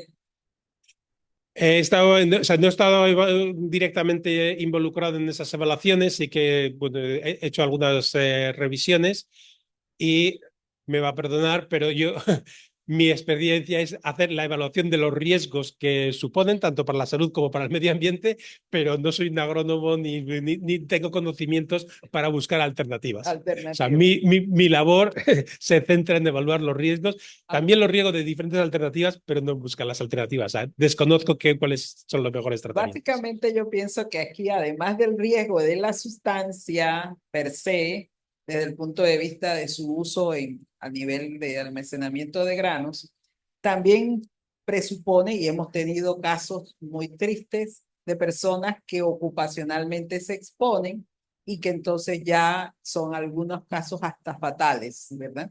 Por el grado de toxicidad que tiene la propia molécula y la sustancia. En ese caso, el reemplazo realmente no es tanto por el tema de buscarle alternativas al uso específico de la protección del alimento, sino para protección a ese ser humano que se está exponiendo. A veces hemos tenido casos accidentales, es obvio que es lamentable la situación, pero muchas veces es buscando a nivel ocupacional qué podríamos utilizar que le ponga menos riesgo a ese trabajador que se involucra en la labor. Básicamente creo que es eso. Sí. Acá la profesora Tatis tiene una pregunta mientras veo que está llegando otra. Buenas tardes. Profesor, escuchándolo me vino a la mente, ¿cuál es su opinión?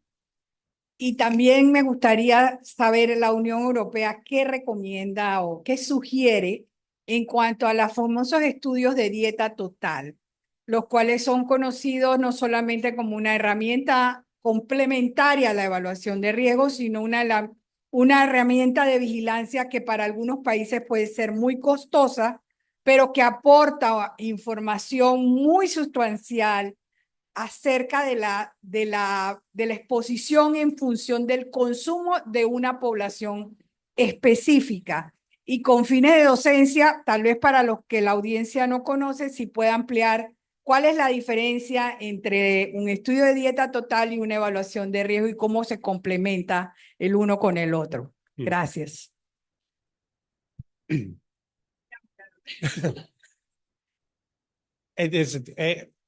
Entiendo como estudio de dieta total sería el estudio de la exposición total por parte de la dieta a una sustancia en concreto, lo que supone el análisis de esa sustancia en la dieta completa.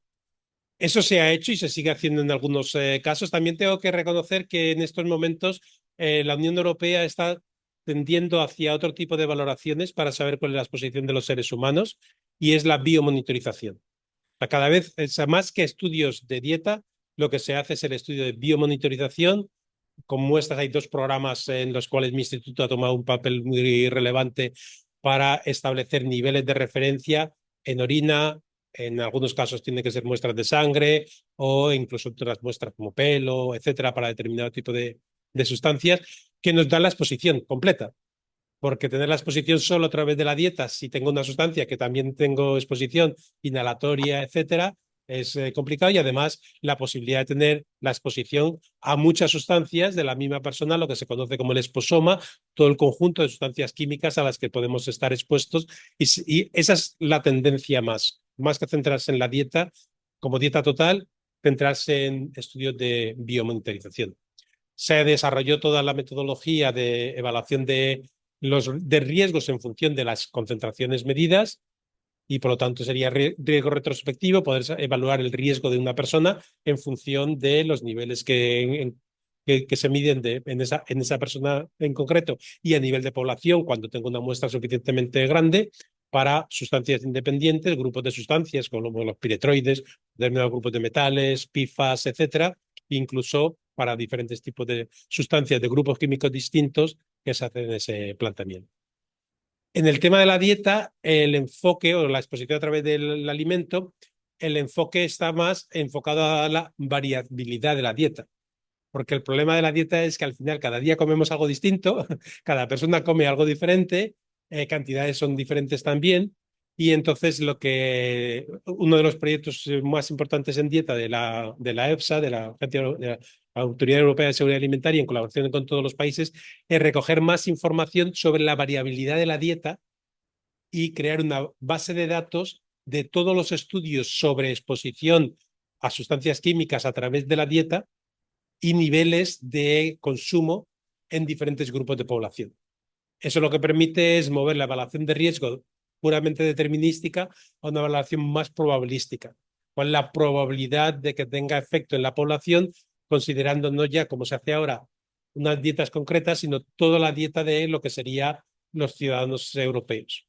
Porque el problema de la dieta, sobre todo en los residuos de plaguicidas o en sustancias industriales que se bioacumulan, es que diferentes sustancias vamos a encontrar diferentes niveles en función también de la procedencia y del uso. Los plaguicidas necesitamos siempre 4 o 5 sustancias activas diferentes para la misma plaga para evitar resistencias, y aunque sea la misma fruta o sea la misma verdura, el plaguicida que voy a encontrar cada día puede ser distinto. Entonces, el enfoque más va por ese sentido. Sin quitar que los estudios de dieta completa tienen, desde el punto de vista científico, son relevantes, pero yo creo que la tendencia va a decir la dieta es uno de los elementos de exposición, vamos a ver cuál es la exposición real. Ambiente más alimentación. Exacto. Exacta. Hay una pregunta de Fernando Horna. ¿La evaluación de riesgos a la salud para el registro de plaguicidas incluye también la evaluación de riesgo ocupacional, exposición de trabajadores agrícolas a través de algún modelamiento matemático conocido? Sí, lo incluye y hay modelos específicos, se incluyen. Además, se incluyen con modelos matemáticos para cuantificar, porque la diferencia de la evaluación de riesgo es que tengo que cuantificar la exposición. No me vale decir sí o no, tengo que saber cuántos miligramos por kilo de peso vivo estoy expuesto, cuántos miligramos tengo en el aire, etcétera.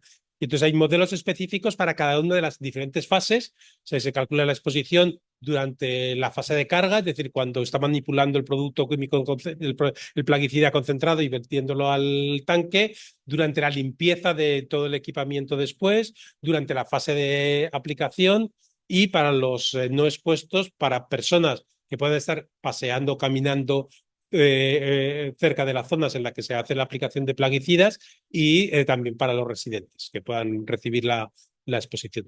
Son todos los modelos matemáticos de todas las agencias europeas, y todos los modelos de exposición son totalmente libres, se pueden descargar totalmente de forma gratuita a partir de las páginas web de las agencias, de la EFSA para plaguicidas, de la ECA para productos industriales, y están totalmente disponibles. No solo el modelo, y eso creo que es muy importante para el sector académico y para el sector de salud pública en Panamá y en otros países, no solo el modelo final, sino cuáles son las bases en las que se desarrolla ese modelo.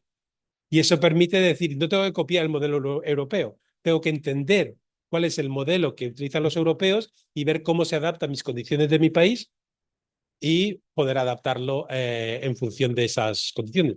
Los usos pueden ser diferentes, los cultivos pueden ser diferentes, pero al final las bases los modelos de exposición son semejantes con diferentes parámetros que son los que se pueden adaptar al país. Le están agradeciendo por las respuestas. Yo creo que acá ya también hemos cubierto. A ver, ingeniero Ábrego, perfecto, adelante. Sí, bueno, primero que todo, bueno, excelente posición. Queremos agradecer a nombre del Ministerio de Desarrollo Agropecuario, en especial de la Dirección Nacional de Sanidad Vegetal, pues, que nos estén invitando a compartir esta excelente información y este esfuerzo, pues, que está realizado conjuntamente el Ministerio de Salud como punto focal de los convenios de la Agenda Química Internacional, en específico del convenio de Rotterdam, conjuntamente con la Universidad de Panamá y el CIMED, pues, como una instancia con la que hemos compartido por varios años ya también, muchas otras oportunidades de conocimientos como este.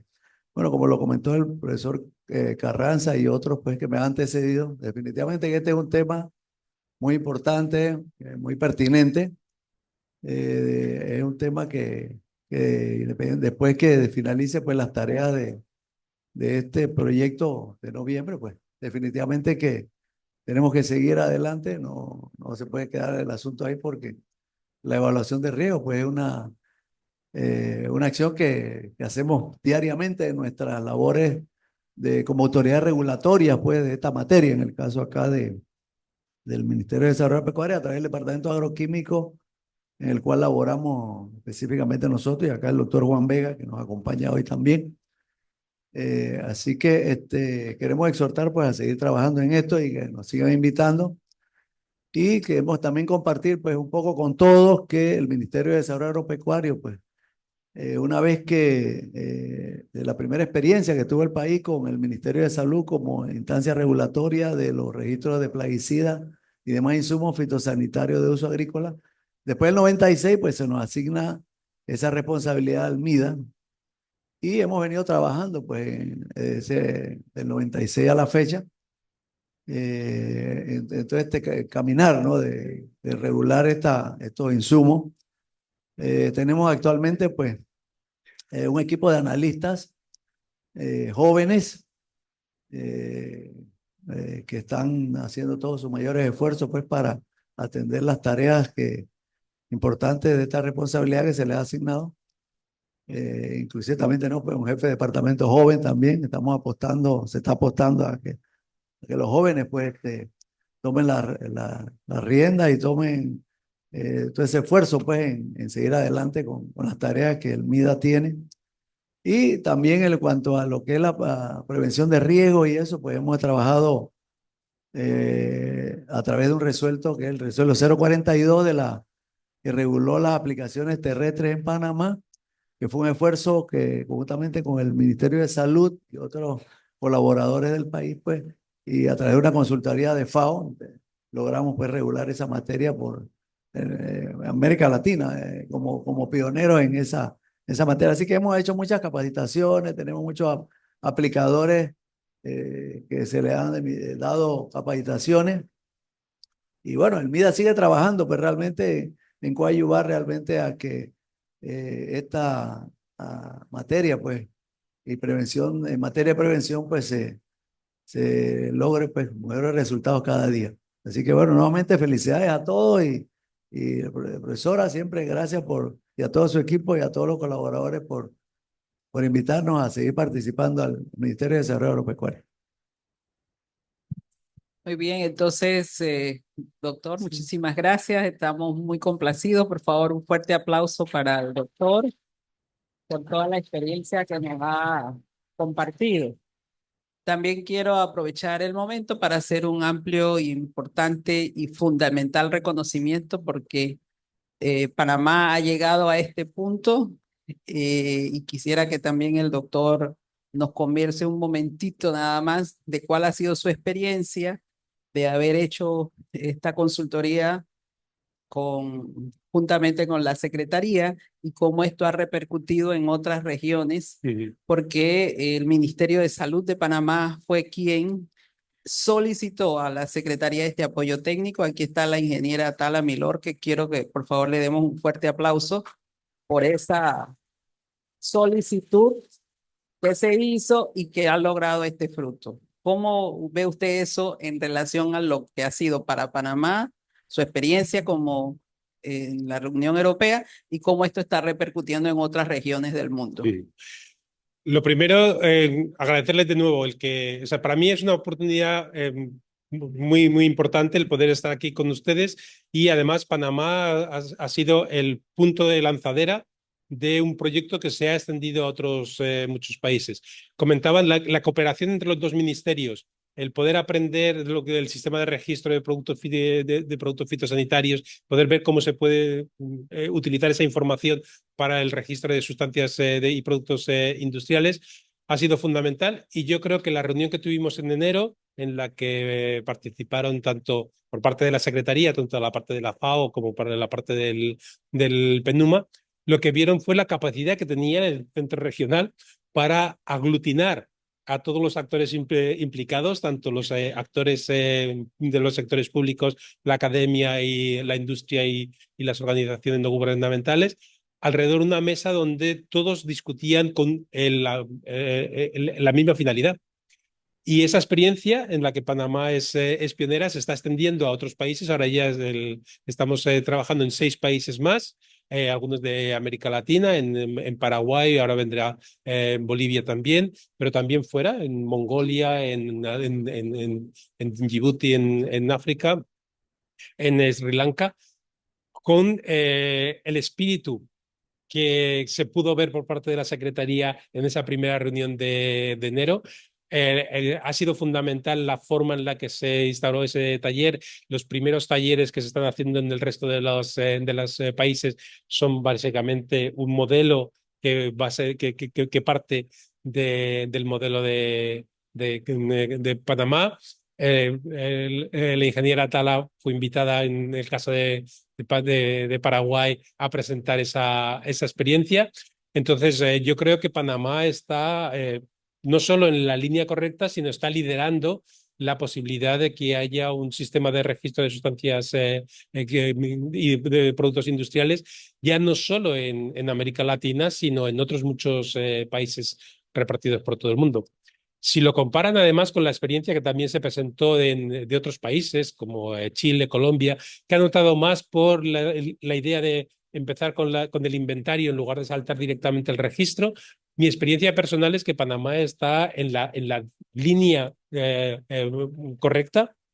Ir directamente a por el registro, el inventario sale automáticamente conforme el registro, los recursos de todos los países son limitados y los recursos de Panamá entiendo que también lo son, como en todos los sitios, y por lo tanto lo importante es que sea concienciar a la industria, que es la que tiene que generar la información, que ellos tienen la información, que ellos entren la información en un sistema de registro y que las autoridades en Panamá, tanto el Ministerio de Salud como el Desarrollo Agropecuario en el tema de los plaguicidas y productos que puedan llegar como conformantes en plaguicidas, que también son de alguna manera productos industriales que se pueden formular aquí, entren dentro de esa trayectoria de ir hacia al menos una evaluación de peligrosidad, priorizar que les pueda permitir hacer una evaluación de riesgo adaptada a su país. Entonces, solo le puedo dar mis más sinceras felicitaciones por el esfuerzo y por liderar el desarrollo de un sistema de registro tanto de sustancias como de mezclas. Ustedes van a ser pioneros en un sistema de registro de mezclas. La Unión Europea no se atrevió, se registran solo sustancias. El tamaño era un problema también de la Unión Europea y la fabricación interna también, pero están liderando un proceso que estoy convencido que va a ser beneficioso, sobre todo para lo que importa, que es la salud de los seres humanos y la salud del ambiente. Excelente. Bueno, nos complace mucho escuchar sus comentarios justamente porque Panamá ha tenido experiencias muy recientes también con otros proyectos relacionados con sustancias químicas.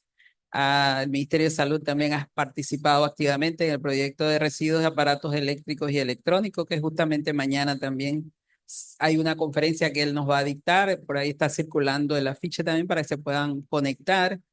Y también tuvimos con el taller de PCBs, que también fuimos centro de referencia para capacitar a toda América Latina, a toda la región GRULAC. Y en fin, estamos ahora con temas de desechos plásticos y muchos otros temas que desde el punto de vista de la exposición y el control de los mismos, pues estamos todos inmersos en ello porque es parte de la situación global, como dijo el doctor. Entonces, ya para cerrar, quiero agradecer muchísimo a todos los que han llegado, fundamentalmente el mayor auditorio Ministerio de Salud. Queremos agradecer mucho a la doctora Reina Roa, que fue la que hizo la apertura para que ustedes pudieran estar acá. Aquí está la doctora Bajura, que fue la que se encargó, según los procesos, de apoyarnos, así que muchísimas gracias. También al licenciado Milciades Bravo, que está acá con nosotros. Muchísimas gracias por haber participado y saber que podemos seguir avanzando con estos temas de tanta importancia. No es solamente el responsable del convenio, el responsable de un tema en una institución como el Ministerio de Salud, sino que tiene que permear a toda la instancia decisoria, porque todos estos temas van más allá de una responsabilidad institucional y de país. Vuelvo y repito, hasta a nivel personal, ¿verdad? Tomar decisiones, utilizar los productos químicos, informarse de lo que estamos utilizando, cómo lo estamos desechando también, en fin, hay muchos temas allí. Así que para finalizar, quiero pedirles por favor que se pongan adelante con nosotros, que vamos a hacer la foto de grupo, que es parte del proceso específico. Así que muchas gracias y un aplauso al retirarnos. Acá tenemos un pequeño brindis al grupo virtual. Le damos las gracias que se han conectado. Nuestro brindis para ustedes es virtual también, así que lamento mucho decirlo de esta manera, pero muchísimas gracias. No sabía. Pedro Contreras, doctor Contreras, Gracias, también. doctor. Gracias por Excelente. habernos acompañado. Pasen por favor por acá y podamos entonces hacer la foto de grupo. Nos ponemos aquí adelante. La evidencia. Tú acá. Bien, Ana. ¿Dónde está? Adelante, adelante. Le están huyendo al centro.